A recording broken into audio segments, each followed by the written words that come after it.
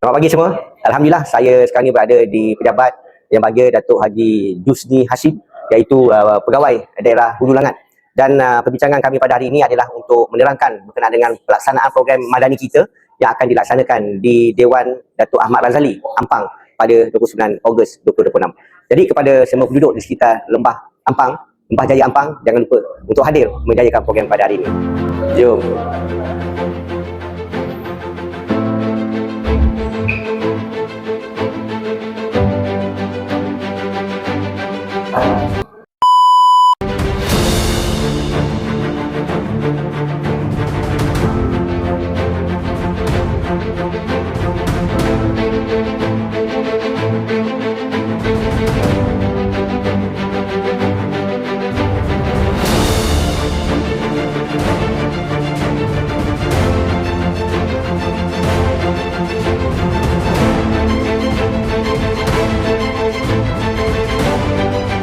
Saya berbesar hati menjemput semua rakyat di Lembah Jaya Ampang untuk hadir bersama-sama meramaikan dan juga menyaksikan program Madani kita pada 29 Ogos 2026.